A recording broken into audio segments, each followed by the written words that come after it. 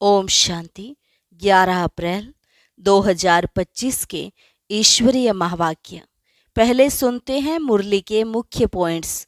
बाबा ने कहा, यह है अविनाशी बाबा की रूहानी हॉस्पिटल और यूनिवर्सिटी, जिससे हेल्थ, वेल्थ और हैप्पीनेस मिलती है। जितना हो सके अभी अपना बैगेज सब ट्रांसफ़र कर दो। तुम्हें अपना सब भारत के 21 जन्मों के कल्याण के लिए और फिर अपने कल्याण के लिए इस कार्य में लगा देना चाहिए। लेकिन जो दान किया फिर उनसे ममत्व मिटा देना चाहिए, क्योंकि तुम जानते हो हम 21 जन्म के लिए बाप से लेते हैं। फिर बाबा ने कहा, सिर्फ तुम बच्चे ही भरतू हाथ अर्थात धनवान हो जाते हो, बाकी सारी दुनिया खाली हाथ जाएगी। इसलिए जितना अपना कल्याण कर सको उतना अच्छा है।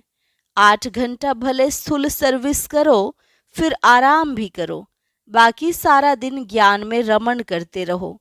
इस रूहानी गवर्नमेंट की सर्विस में टाइम दो। लास्ट में बाबा ने कहा, जो बच्चे अपनी पढ़ाई में मस्त रहते हैं, दूसरों का चिंतन नहीं करते, उनकी सदा उन्नति होती रहती है।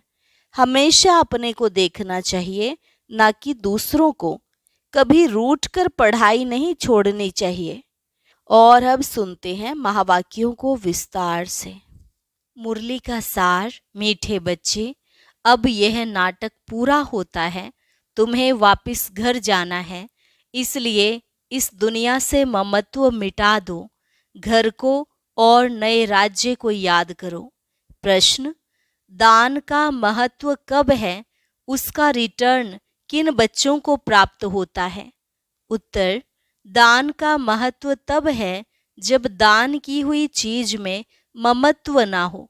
अगर दान किया फिर याद आया तो उसका फल रिटर्न में प्राप्त नहीं हो सकता।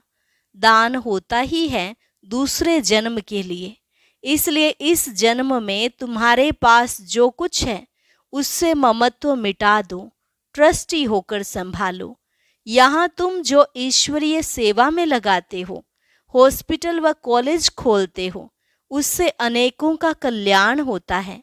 उसके रिटर्न में 21 जन्मों के लिए मिल जाता है। ओम शांति।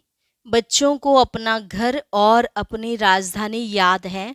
यहाँ जब बैठते हो तो बाहर के घर घाट, धंधे धोरी आदि के ख्यालात नहीं आने चाहिए, बस अपना घर ही याद आना है।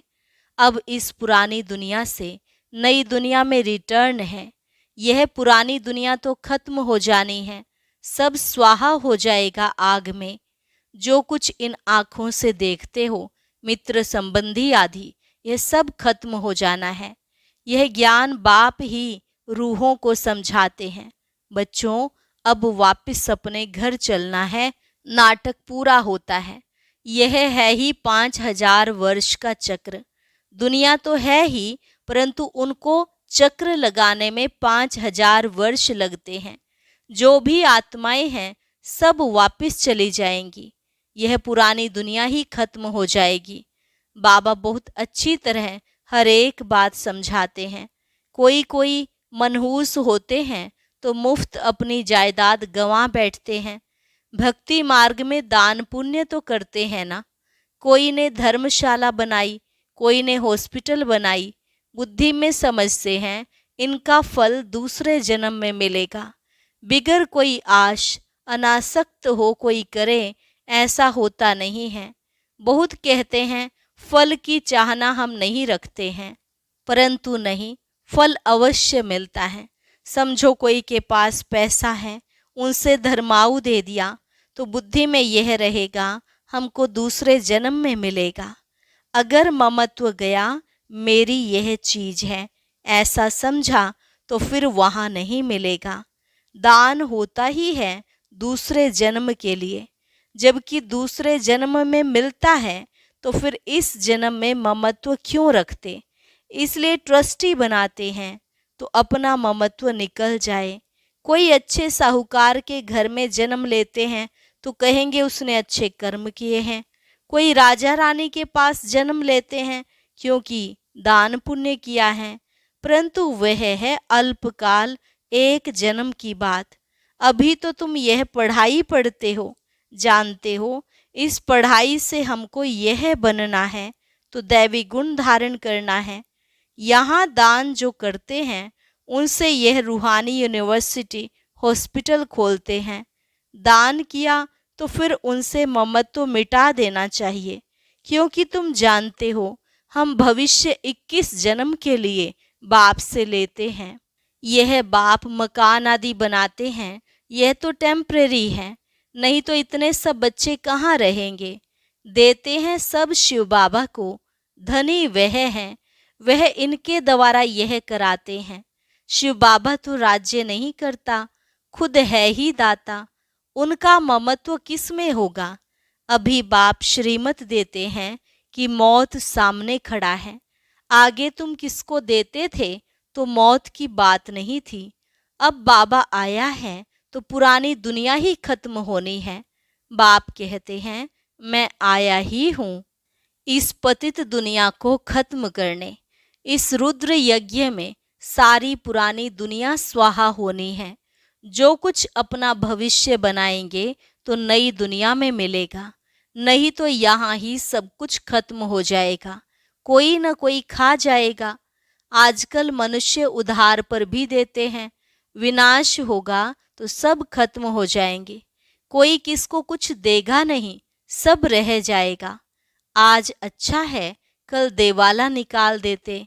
कोई को भी कुछ पैसा मिलने का नहीं है, कोई को दिया वह मर गया, फिर कौन बैठ रिटर्न करते हैं। तो क्या करना चाहिए, भारत के 21 जन्मों के कल्याण लिए और फिर अपने 21 जन्मों के कल्याण के लिए उसमें लगा देना चाहिए। तुम अपने लिए ही करते हो, जानते हो श्रीमत पर हम ऊंच पद पाते हैं, जिससे 21 जन्म सुख शांति मिलेगी। इनको कहा जाता है अविनाशी बाबा की रूहानी हॉस्पिटल और यूनिवर्सिटी, जिससे हेल्थ, वेल्थ और हैप्पीनेस मिलती है। कोई को हेल्थ है, वेल्थ नहीं तो हैप्पीनेस रह नहीं सकती। दोनों हैं तो हैप्पी भी रहते हैं। बाप तुमको 21 जन्मों के लिए दोनों देते हैं, वो 21 जन्मों के लिए जमा करना है। बच्चों का काम है युक्ति रचना। बाप के आने से गरीब बच्चों की तकदीर खुल जाती है। बाप है ही गरीब निवाज, साहूकारों की तकदीर में ही यह बातें नहीं हैं। इस समय भारत सबसे गरीब है, जो साहूकार था वही गरीब बना है। इस समय सब पाप आत्माएं हैं, जहाँ पुण्य आत्मा है वहाँ पाप आत्मा एक भी नहीं। वह है सतयुग सतो प्रधान, यह है कलयुग तमो प्रधान। तुम अभी पुरुषार्थ कर रहे हो सतो प्रधान बनने का। बाप तुम बच्चों को स्मृति दिलाते हैं तो तुम समझते हो बरोबर हम ही स्वर्गवासी थे, फिर हमने 84 जन्म लिए हैं, बाकी 84 लाख योनियां तो गपोड़ा है। क्या इतना जन्म जानवर योनि में रहे? यह पिछाड़ी के मनुष्य का मर्तबा है। क्या अब वापस जाना है? अब बाप समझाते हैं मौत सामने खड़ा है। 40-50 हजार वर्ष है नहीं, मनुष्य तो बिल्कुल घोर अंधियारे में है। इसलिए कहा जाता है पत्थर बुद्धि। अभी तुम पत्थर बुद्धि से पारस बुद्धि बनते हो। यह बातें कोई सन्यासी आदि थोड़े ही बता सकते हैं। अब तुमको बाप स्मृति दिलाते हैं कि वापस जाना है। जितना हो सके अपना बैग बैगेज ट्रांसफर कर दो।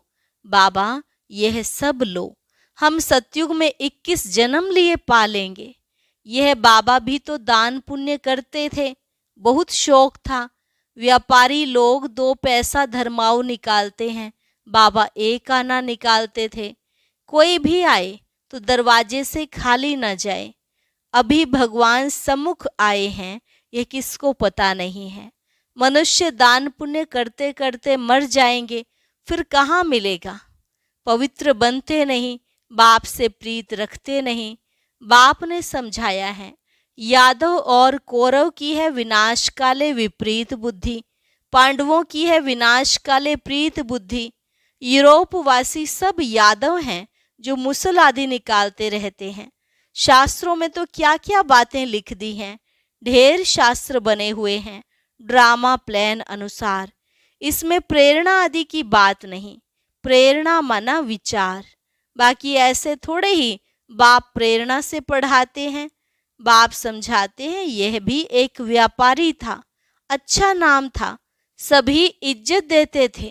बाप ने प्रवेश किया और इसने गाली खाना शुरू कर दी। शिव बाबा को जानते नहीं, ना उनको गाली दे सकते हैं, गाली यह खाते हैं। श्री कृष्ण ने कहा ना, मैं नहीं माखन खायो, यह भी कहते हैं। काम तो सब कुछ बाबा का है, मैं कुछ नहीं करता हूँ। जादूगर वह है, मैं थोड़े ही हूँ। मुफ्त में इनको गाली दे देते हैं। हमने कोई को भगाया क्या? किसको भी नहीं कहा कि तुम भाग कर आओ। हम तो वहां थे, यह आपे ही भाग आए। मुफ्त में दोष डाल दिया है। कितनी गाली खाई, क्या क्या बातें शास्त्रों में लिख दी हैं। बाप समझाते हैं यह फिर भी होगा। यह है सारी ज्ञान की बात। कोई मनुष्य यह थोड़े ही कर सकता है, सो भी ब्रिटिश गवर्नमेंट के राज्य में कोई के पास इतनी कन्याएं माताएं बैठ जाए, कोई कुछ कर ना सके। कोई के संबंधी आते थे तो एकदम भगा देते थे। बाबा तो कहते थे भले इनको समझा कर ले जाओ, मैं कोई मना थोड़े ही करता हूँ, परंतु किसकी हिम्मत नहीं होती थी। बाप की ताकत थी ना। Nothing new. यह फिर भी सब होगा। गाली भी खानी पड़े। द्रौपदी की भी बात है। ये सब द्रौपदियां और दुशासन है, एक की बात नहीं थी। शास्त्रों में यह गपोड़े किसने लिखे? बाप कहते हैं यह भी ड्रामा में पार्ट है। आत्मा का ज्ञान ही कोई में नहीं है। बिल्कुल ही देह अभिमानी बन पड़े हैं। देही अभिमानी बनने में मेहनत है। रावण ने बिल्कुल ही उल्टा बना दिया है। अब बाप सुलटा बनाते हैं। देही अभिमानी बनने से स्वतः स्मृति रहती है कि हम आत्मा हैं, यह देह बाजा है बजाने लिए। यह स्मृति भी रहती तो दैवी गुण भी आते जाते हैं। तुम किसको दुख भी नहीं दे सकते। भारत में ही इन लक्ष्मी नारायण का राज्य था। 5000 वर्ष की बात है। अगर कोई लाखों वर्ष कहते हैं तो घोर अंधियारे में है। ड्रामानुसार जब समय पूरा हुआ है तब बाप फिर से आया है। अब बाप कहते हैं हमारी श्रीमत पर चलो। मौत सामने खड़ा है। फिर अंदर की जो कुछ आश है वह रह जाएगी। मरना तो है जरूर। यह वही महाभारत लड़ाई है। जितना अपना कल्याण कर सको उतना अच्छा है, नहीं तो तुम खाली हाथ जाएंगे। सारी दुनिया हाथ खाली जानी है। सिर्फ तुम बच्चे भरतू हाथ अर्थात धनवान हो जाते हो। इसमें समझने की बड़ी विशाल बुद्धि चाहिए। कितने धर्म के मनुष्य हैं, हर एक की अपनी एक्ट चलती है। एक की एक्ट ना मिले दूसरे से। सबके फीचर्स अपने अपने हैं। कितने सारे फीचर्स हैं, ये सब ड्रामा में नोंद हैं। वंडरफुल बातें हैं ना। अब बाप कहते हैं अपने को आत्मा समझो। हम आत्मा 84 का चक्र लगाती हैं। हम आत्मा इस ड्रामा में एक्टर हैं। इनसे हम निकल नहीं सकते, मोक्ष पा नहीं सकते। फिर ट्राई करना भी फालतू है। बाप कहते हैं ड्रामा से कोई निकल जाए, दूसरा कोई ऐड हो जाए, यह हो नहीं सकता। इतना सारा ज्ञान सबकी बुद्धि में रह नहीं सकता। सारा दिन ऐसे ज्ञान में रमण करना है। 1 घड़ी आधी घड़ी यह याद करो, फिर उनको बढ़ाते जाओ। 8 घंटा भर फुल सर्विस करो, आराम भी करो। इस रूहानी गवर्नमेंट की सर्विस में भी टाइम दो। तुम अपनी ही सर्विस करते हो। यह है मुख्य बात। याद की यात्रा में रहो। बाकी ज्ञान से ऊंच पद पाना है। याद का अपना पूरा चार्ट रखो। ज्ञान तो सहज है, जैसे बाप की बुद्धि में है कि मैं मनुष्य सृष्टि का बीज रूप हूँ। इनके आदि मध्य अंत को जानता हूँ। हम भी बाबा के बच्चे हैं। बाबा ने यह समझाया है कैसे यह चक्र फिरता है। उस कमाई के लिए भी तुम 8-10 घंटा देते हो ना। अच्छा ग्राहक मिल जाता है तो रात को कभी उबासी नहीं आती है। उबासी दी तो समझा जाता है कि यह थका हुआ है। बुद्धि कहाँ बाहर भटकती होगी।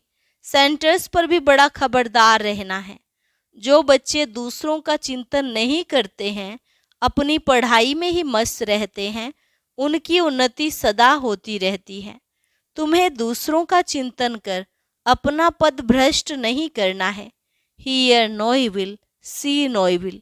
कोई अच्छा नहीं बोलता है तो एक कान से सुन दूसरे से निकाल दो।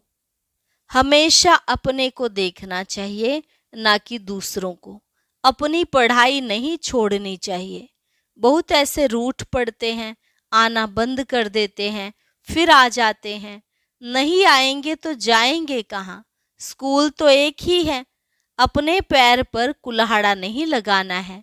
तुम अपनी पढ़ाई में मस्त रहो, बहुत खुशी में रहो। भगवान पढ़ाते हैं, बाकी क्या चाहिए। भगवान हमारा बाप, टीचर, सतगुरु है। उनसे ही बुद्धि का योग लगाया जाता है। वह है सारी दुनिया का नंबर 1 माशूक, जो तुमको नंबर 1 विश्व का मालिक बनाते हैं। बाप कहते हैं तुम्हारी आत्मा बहुत पतित है, उड़ नहीं सकती, पंख कटे हुए हैं। रावण ने सभी आत्माओं के पंख काट दिए हैं। शिव बाबा कहते हैं मेरे बिगर कोई पावन बना नहीं सकता। सब एक्टर्स यहाँ हैं, वृद्धि को पाते रहते हैं, वापिस कोई जाते नहीं। अच्छा, मीठे मीठे सिकिलधे बच्चों प्रति माता पिता बाप दादा का याद प्यार और गुड मॉर्निंग। रूहानी बाप की रूहानी बच्चों को नमस्ते। रूहानी बच्चों की रूहानी बाप दादा को नमस्ते नमस्ते, गुड मॉर्निंग।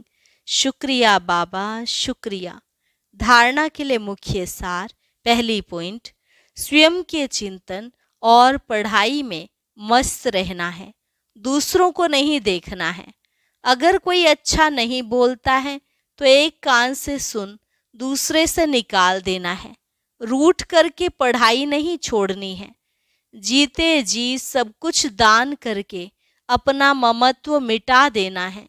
पूरा विल कर ट्रस्टी बन हल्का रहना है। देही अभिमानी बन सर्वदैवी गुण धारण करने हैं।